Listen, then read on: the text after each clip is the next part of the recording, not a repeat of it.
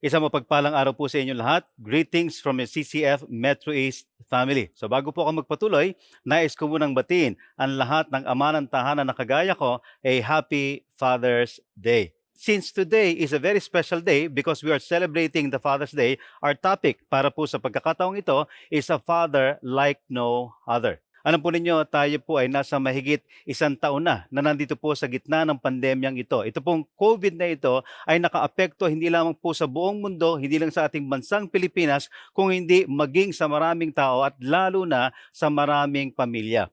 At nakakalungkot sa panahon at pagkakataon pong ito kung saan marami na tayong pinagdadaan ng bigatin sa buhay, dito pa para bang mas lumala pa yung mga issues or concerns ng pamilya.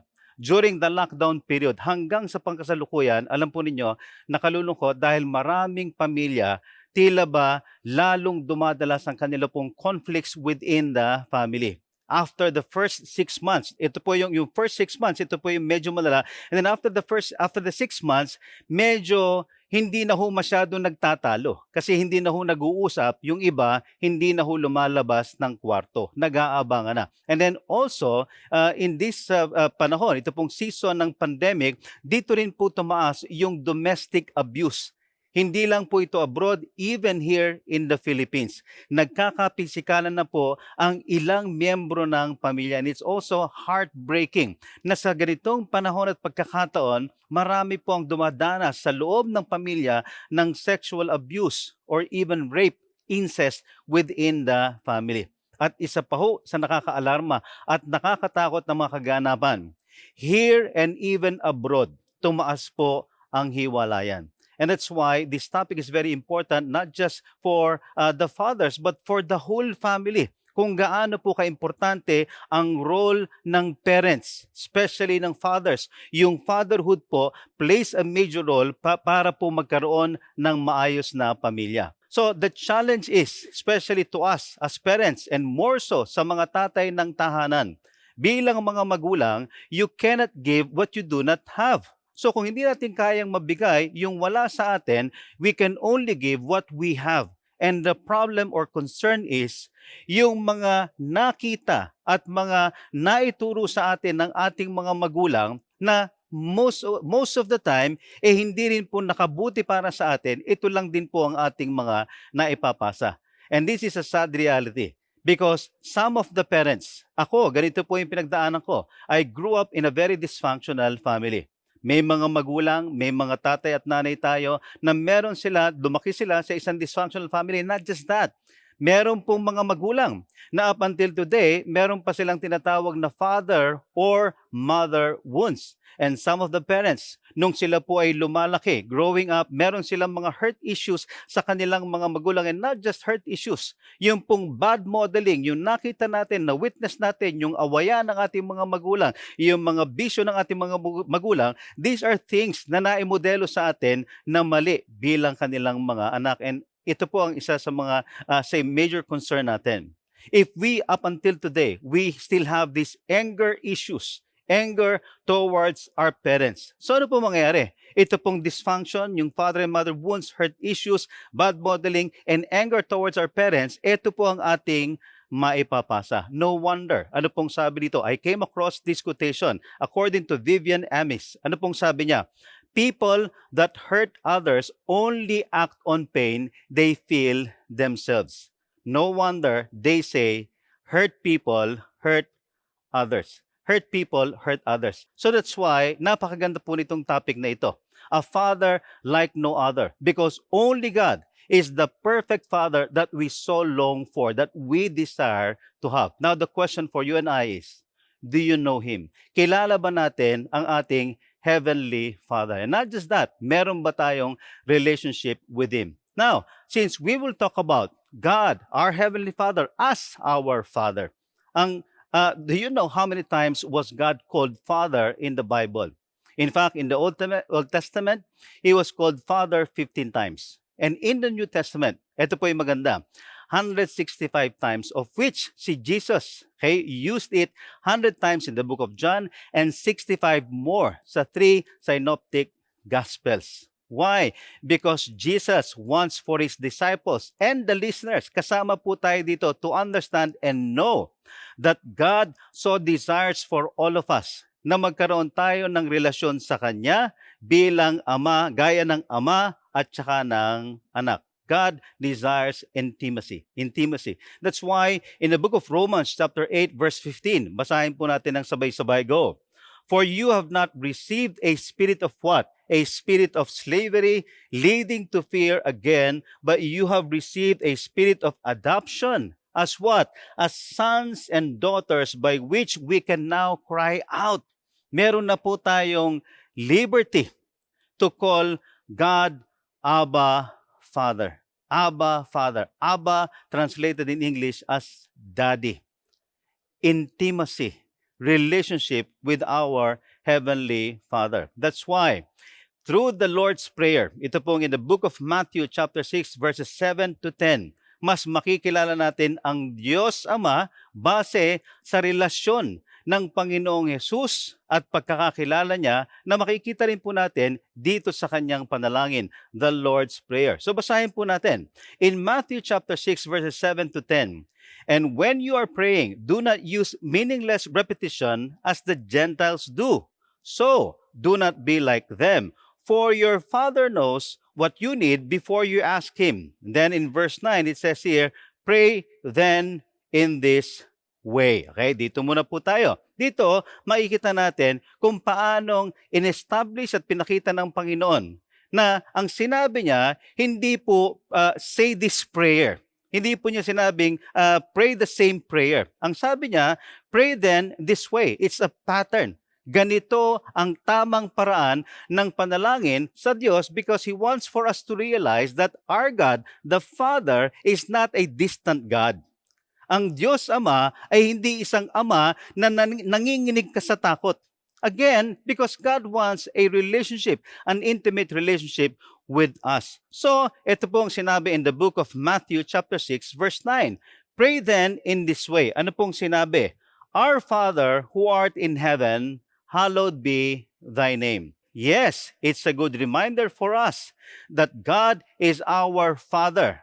Our Father who is in heaven. Now, since we are reminded that our Father is in heaven, ito po yung pagpapalala sa atin that the God in heaven is a holy God. That the God in heaven, our Father in heaven, He deserves all the glory and the praise. Now this talks about yung pong Lord's Prayer, makikita po natin kung ano din yung mga qualities ni God being God and being a Father. His preeminence, yung supremacy niya, superiority, and sovereignty. In other words, si God, siya lamang. Okay? Siya ang lumikha ng langit at lupa. Therefore, in verse 10, ano pong sinabi rito? Your kingdom come, your will be done on earth as it is in heaven. If we now realize and see the preeminence and we recognize the sovereignty of God, ano yung dapat nating makita? As if sinasabi natin, yung your kingdom come, your will be done, as if sinasabi natin, Lord, Diyos Ama, since Ikaw ang lumikha ng lahat ng bagay sa mundo, mangyari nawa ang nais mo sa aking buhay. Kung ano ang layunin mo sa aking buhay, yun po ang aking gagawin at yun po ang aking ipapamuhay. Alam po ninyo, yung pong, if we are constantly being reminded that God indeed is supreme, He is superior, He is sovereign. In other words, ang sinasabi lang po sa atin dito, make God our number one priority. Ano po yung kinakailangan natin? Ito pong katangian ng Diyos na ito, since God is holy, He is supreme and sovereign, God wants for us to make Him our number one priority. Now, yung priority, bakit po importante ito? Because if we will make God our number one priority, the rest will follow. Now, on the other hand, ito po ang magiging problema natin. If God is not our priority, I'm telling you, and I've witnessed this a couple of times already, if God is not our priority, the rest will be chaotic. The rest will be chaotic. Now, bakit po importante ito? If our family, if our children, kung ang ating pamilya po, they know, alam nila that God is our number one priority. Hindi po magiging challenge o magiging mahirap para sa kanila bilang mga anak na makinig sa atin. If our family knows na si God ang ating priority, hindi sila mahihirapang sumunod sa atin. If our family knows na si God ang ating priority, I'm telling you, it will not be a struggle for them na irespeto at sundin tayo bilang otoridad ng kanilang mga buhay. Now, if I'll be asking your children, kung tatanungin po natin ang inyong mga anak, sa iyong pananaw, sa iyong mga nakikita, sino at ano ang prioridad ng magulang o ng tatay mo sa kanyang buhay? At nakakalungkot to, baka sabihin nila, pera. Yung kanyang trabaho ang kanyang priority. Yung kanyang business ang kanyang priority. Yung kanyang manok or online sabong ang kanyang priority. Yung kanyang barkada ang kanyang priority. Now, no wonder. And in fact, huwag tayong magtataka kung hirap sumunod ang ating mga anak. Huwag tayo magtataka kung hindi tayo nirerespeto o ginagalang ng ating mga anak dahil ipinapakita rin natin yung maling modelo ng hindi pagrespeto at paggalang sa ating sovereign God. In the book of Ephesians chapter 6 verse 4, ano pong sinabi rito?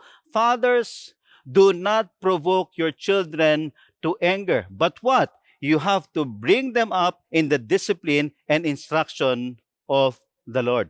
So in other words, tayong mga ama, minsan nagagalit tayo sa ating mga anak dahil iniisip nila, very disrespectful sila. Hindi sila sumusunod sa atin. Pero meron din po tayong role kung bakit nagiging ganun ng ating mga anak. Dahil we are literally provoking our children to anger. Ano pong sinabi? Do not provoke your children to anger. Look for ways na lalong magkaroon tayo ng koneksyon bilang magulang. Hindi lang puro pananakot na papaluin, tatanggalan ng allowance, tatanggalan ng gadget. Look for ways kung paanong magiging bukas at konektado ang ating puso bilang isang pamilya. Now, paano po mangyayari yun? But bring them, ano pong sinabi? Bring them in the discipline and instruction of the Lord. So paano pong dapat natin gawin? You make sure as parents that we don't find time, but rather make time. Hindi po tayo find time, we will make time. In other words, mas intentional tayo bilang mga magulang. Kasi yung finding time, sa Tagalog po ganito, medyo busy ako pero susubukan kong isingit kita. Yun po ang finding time. Pero yung making time, ganito po ang kino-communicate natin sa pamilya natin. Alam mo, medyo busy ako, ang dami ko importanteng ginagawa. Pero dahil mas importante ka sa akin, I will make time. You make time to bond with each other. You make time to enter the world of your children. At ito po ang pinaka-importante. As parents, it is our duty, our responsibility to make sure na ilapit natin ang ating mga anak sa Diyos Ama at tulungan natin ang ating mga anak na maunawaan, maintindihan at ipapamuhay ang layunin ng Diyos sa kanilang mga buhay. So, instead na the whole day, the whole time, meron tayong kanya-kanyang gadgets, gamitin po natin ito para sa ating mga anak. Tandaan po natin, parents, every father, sa mga tatay, every father should remember this, that one day, our son will follow our example instead of our advice. At ito po ang isang paalala ko sa mga magulang. Kung sa panahon na yon, nagmamakaawa ang ating mga anak para sa ating oras, time will come, tatanda rin po sila. At darating ang panahon, kung hindi natin nabigyan ng oras ang ating mga anak, tayo naman ang magmamakaawa ng kanilang mga oras. So, we talked about the preeminence of God. Now, pangalawa po, yung pong provider. Okay? Provider. Bakit po sinabing provider? Why is God our provider? Because, tignan po ninyo ang prayer ng Panginoon. In Matthew 6 verse 11, He says here, give us this day our weekly bread, monthly bread, yearly bread. Hindi po yun ang sinabi. Daily bread. Ibigay mo sa amin, Panginoon, o Diyos Ama, kung anong pangangailangan namin para sa araw na ito. Bakit po hindi sinabing weekly, monthly, or yearly? Alam po ninyo, because God knows, ang natural tendency po natin kapag ka sobra-sobra, hindi po tayo matututong magpasalamat. Kapag ka sobra-sobra ang meron tayo, imbis na magpasalamat tayo sa Diyos at maging dependent tayo sa Diyos, masyado tayong nagiging proud at self-reliant.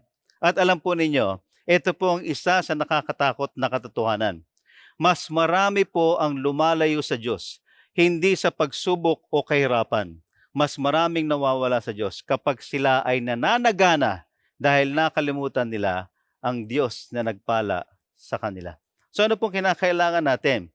Kinakailangan natin na makita na ang lahat ng meron tayo, especially po sa panahon na ito, ang lahat po niyan ay dahil lamang sa grasya ng Diyos. God indeed is our provider. In fact, in the book of Philippians chapter 4 verse 19, ano pong sinabi ni Apostle Paul?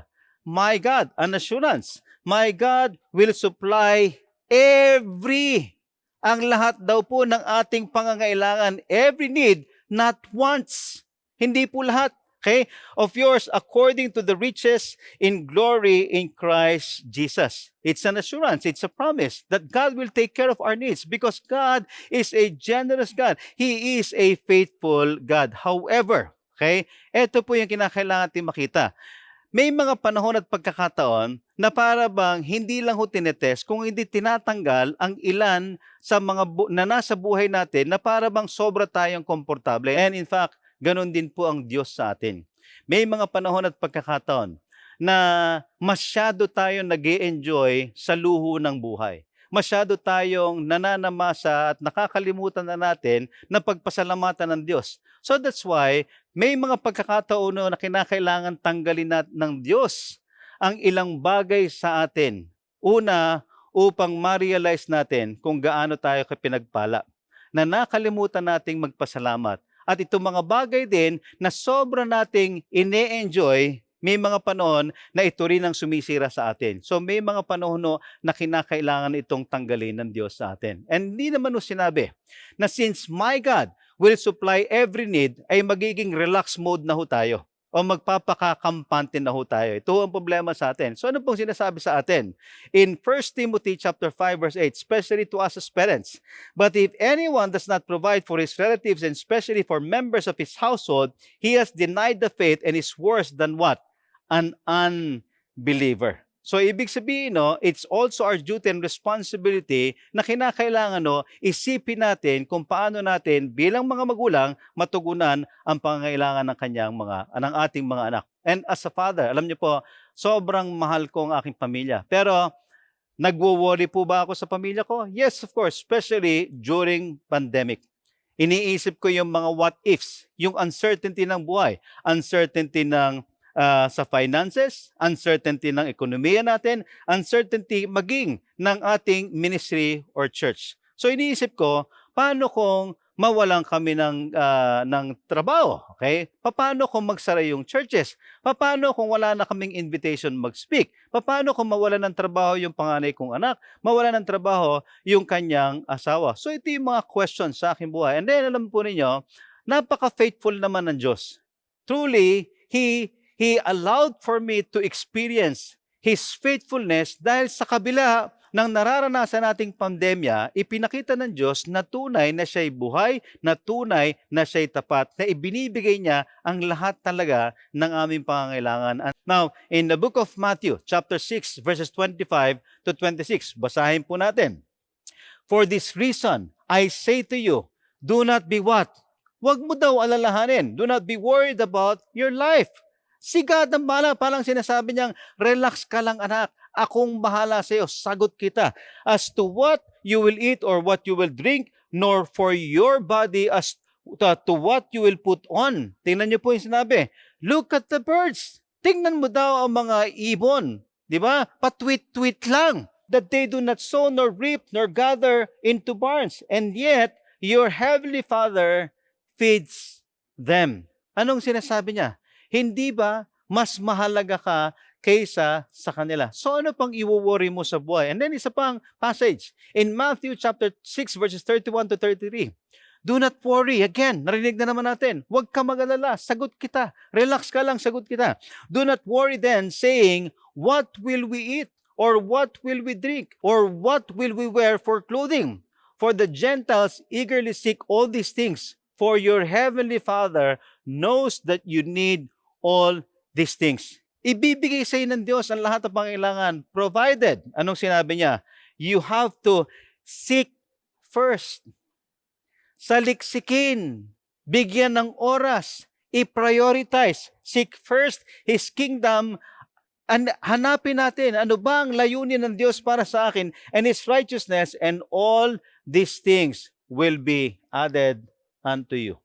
Do our part. It's not actually conditional. It will be the result of us pursuing God. Now, question. Kayo po ba'y naka-experience na nagkasala kayo at nagkamali kayo, may ginawa kayong kasalanan sa magulang? Alam niyo po, ako'y talagang napakapilyong bata. Ang dami kong ginawang kalokohan po ng bata. And each time, hindi ho ba, pag tayo po'y gumagawa ng kasalanan, kapag ka nabiro tayo ng mga kaibigan natin, lagot ka, patay ka. Anong iniisip natin? Naku, patay talaga ako. Pinipicture pa lang natin yung pingot, hindi ba yung yung dito sa buhok, hindi ba patilya, ano pa, yung palo sa puwet, talagang ninenervyos na tayo. Pupunta tayo sa tita, magpapasama tayo sa mga kaibigan, o kaya yung mga teenagers, anong ginagawa? Pag naiisip nila yung galit ng kanilang magulang, ayaw nang umuwi, naglalayas na. Pero alam po ninyo, si God, marami tayo bilang mga anak na gawang kasalanan sa ating Diyos. Pero ito po ang very comforting at pinakamaganda sa isa sa attributes ni God. In fact, ano pong sinabi rito? In Romans chapter 5 verse 8, but God demonstrates His own love toward us in that, ano pong sabi? While we were still sinners, makasalanan pa raw tayo. Pinatawad na tayo ng Diyos sa pamamagitan ng sabi ito, while we were still sinners, Christ died for us. Tinubos o binayaran na ng ating Panginoong Jesucristo ang ating mga kasalanan sa pamamagitan ng kanyang pagkamatay sa krus ng Kalbaryo.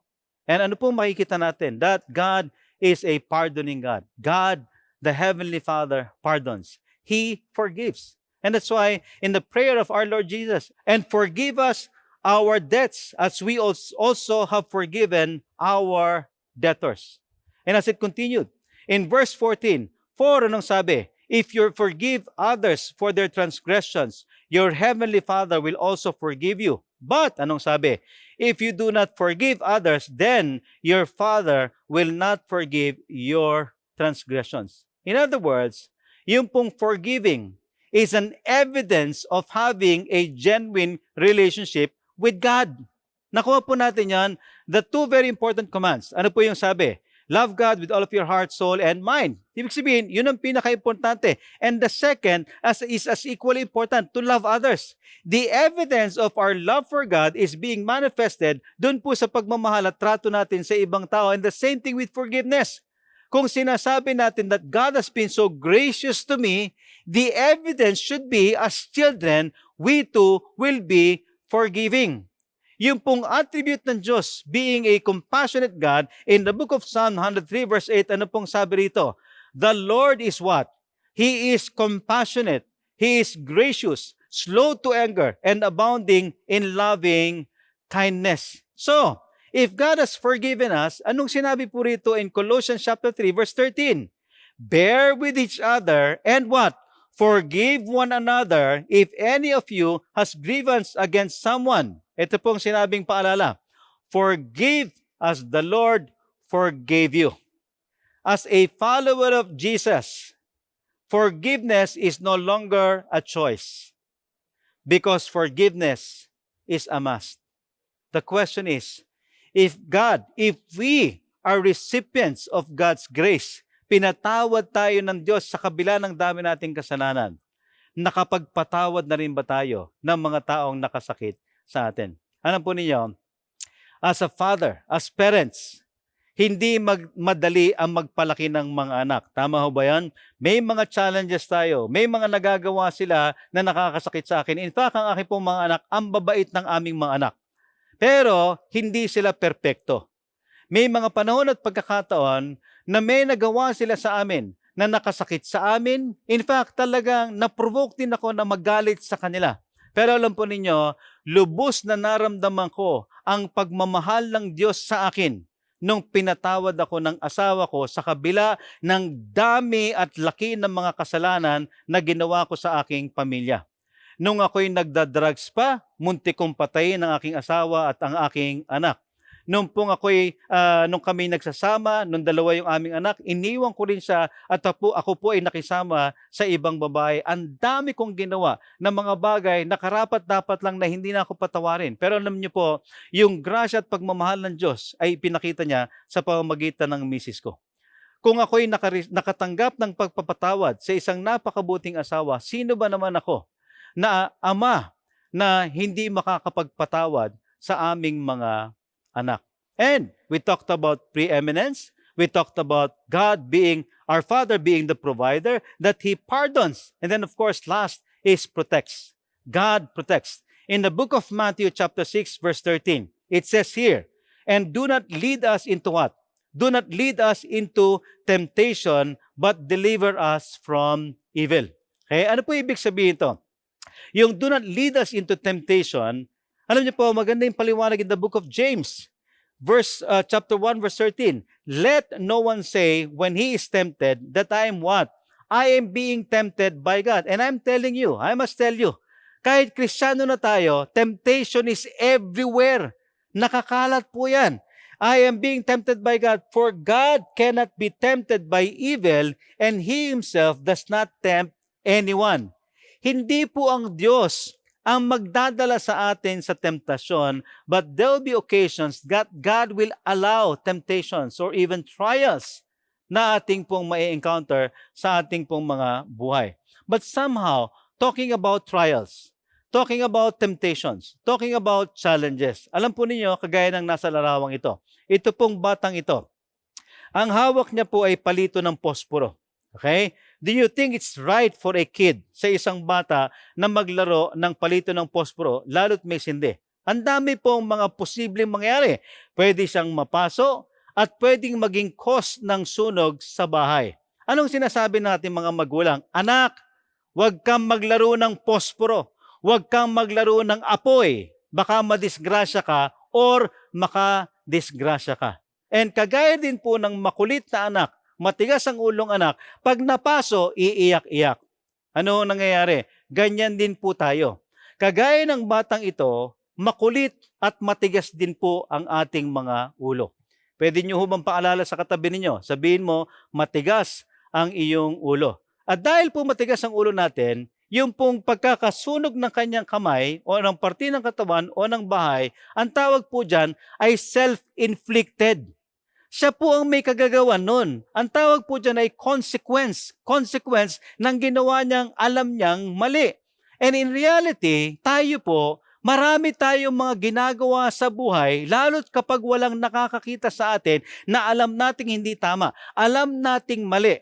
Alam natin na kapag ka ito'y pumutok, alam natin na kapag ka ito'y may makaalam, magiging problema, and yet ginagawa pa rin natin. Tapos sa huli, sisisihin natin ng Diyos. Tapos sa huli, magtatampo tayo sa Diyos. Sa totoo lang ho, marami tayong pains, marami tayong trials or challenges na pinagdadaanan dahil po sa katigasan ng ating ulo, dahil po sa pagiging makasarili, at dahil po sa pagiging makasalanan. But now, in 1 Peter chapter 1 verses 6 to 7, ano pong sabi? In this, you greatly rejoice. Saan daw po tayo? Hindi ka lang magalak. Sinabi niya, dapat talagang galak na galak, greatly rejoice, even though now for a little while, if necessary, you have been distressed by various trials, allowed by God. Okay? Hindi tayo tinira, but allowed by God. Pero, kung tayo pa ay dumadaan sa isang pagsubok or sitwasyon na alam natin medyo mabigat, alam niyo po, yung greatly rejoice, hindi sinabing, uy, may cancer ka. May cancer ako, praise God. Hindi po. Baliw po ang tawag doon. Hindi po, merong COVID, may namatay sa atin, tatawa ka, hindi po. Yung pong greatly rejoice, sa kabila ng pagsubok na ating dinadaanan, meron po tayong peace. Meron tayong comfort at kapanatagan because knowing full well that God will surely take care of us. Knowing full well that God knows what's best for us. We will now start to see things according to God's perspective sa kabila ng ating pagsubok. And why? Bakit po importante na may pinagdadaanan na tayo, mag-greatly rejoice pa rin tayo? This is an opportunity for us as Christians to stand out at makita ng mga nakapaligid sa atin ang kaibahan ng taong may pagsubok pero may tamang relasyon sa Diyos. Why? So that, in verse 7, so that the proof of your faith, being more precious than gold, which is perishable, even though tested by fire, may be found to result in praise and glory and honor at the revelation of Jesus Christ. Yung pong testing of our faith, dito po masusubok if our faith is genuine or fake.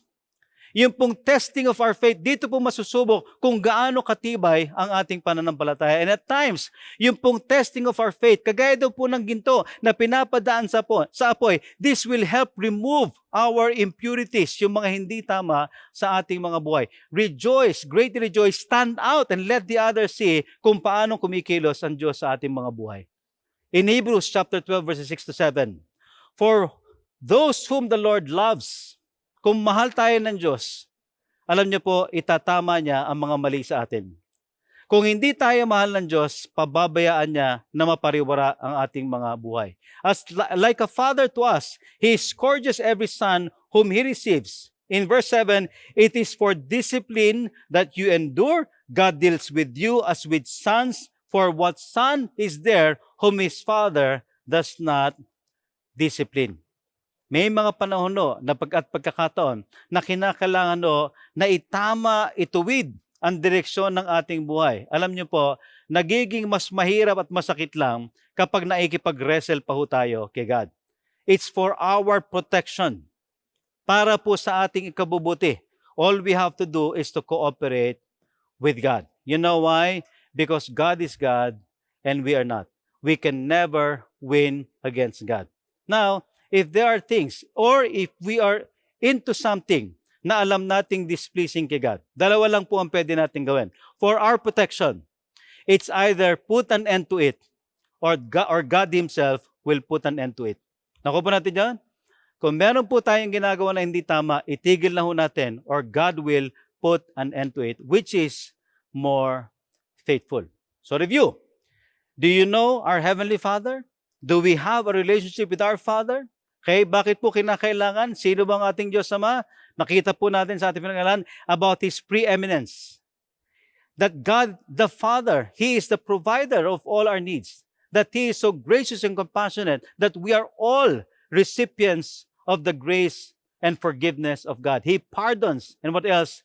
God, our very loving God, He is always after our welfare to the point that He will do everything to protect His children. Because our Father is a Father like no other. Now, for those of you, sa mga hindi pa lubos na nauunawaan at nakikilala at hindi pa na-enjoy ang pagkakaroon ng maayos na relasyon sa Diyos, alam nyo, I've been there, done that. Napakahirap ng buhay na magulo. Napakahirap ng buhay na miserable. Alam po ninyo, 2 beses kong inattempt magpakamatay. Dahil ang feeling ko, wala nang saysay at kwenta ang buhay para sa akin. So, dalawang beses inisip ko, mas mabuti pang mamatay na ako. Alam po ninyo, but God so intervened. And now I realize that indeed, napakasarap mabuhay, provided kasama natin ang Diyos. Alam po ninyo, araw at gabi, inaantay lang ng Diyos na tayo bilang mga anak ay manumbalik sa Kanya. God at times will put us in a situation wherein we will feel so alone and lonely and miserable. Alam po ninyo, ito po ay isang pagkakataon na nais ng Diyos na magkaroon ng one-on-one session or fellowship with you. If kagaya po ng pinagdaanan ko, gusto ninyong ma-enjoy ang relasyon sa Diyos, I'm telling you, you can never go wrong with God. In John chapter 1 verse 12, it says here, "But as many as received Him, to them He gave the right to become children of God, even to those who believe in His name." Kung ito na po ngayon ang layunin ng ating mga puso, kung meron tayong pinagdaanan in the past na hanggang ngayon, hindi pa natin na-overcome, lalo na po yung galit at kawalan ng pagpapatawad. Ito na po yung umpisa na magkakaroon tayo ng breakthrough sa ating buhay at sa ating relationships. Mag-uumpisa po ito sa paikipagrelasyon sa ating Diyos Ama. So, pwede po ba ninyong sundan ang panalangin ito? Dakilang Diyos, kami po ay nagpapasalamat dahil hindi po ito aksidente na kami po ay may pagkakataon na mapakinggan ang iyo pong imensahe. Tunay po, Ama, na yung pong mga nabanggit, yung sama ng loob, yung galit, mga maling bagay na aming nakita, natutunan at ngayon po ay pinamumuhay. Sadya po kami po ay ngayon ay para ng alipin ng mga maling bagay at kasalanan. At nakakatuwa po dahil hindi po pala huli na magkaroon ng pagbabago at breakthrough hindi lang sa aming buhay, maging sa aming relationship, sa aming pamilya at sa inyo. Binubuksan ko po ang aking puso at iniimbitahan kita na maging Diyos at tagapagligtas ng aking buhay. Panginoon, tulungan mo po ako na mula sa oras na ito, ang aking buhay ay magiging kalugod-lugod sa iyong paningin, na ang aking buhay ay magiging ayon na sa iyong kalooban. Maghari ka po sa aking buhay at mamuhay, Panginoon, ako na maging pagpapala sa ibang mga tao. Patawarin mo po ako sa lahat ng aking nagawang pagkakasala at tulungan mo ako, Panginoon, na ako ngayon ay magiging instrumento ng pagpapatawad at instrumento ng pagmamahal para sa aking pamilya. Ito po ang aming dalangin sa pangalan ni Jesus. Amen at amen. Now, if you want to connect to us and know more about us, kindly scan the QR code below. And if you want to be part of the D group or small group family, you want to have fellowship with us, and if you are in need of counseling, kindly again scan the QR code below. And lastly, kindly share this video or message to your friends and to your family members. Salamat po.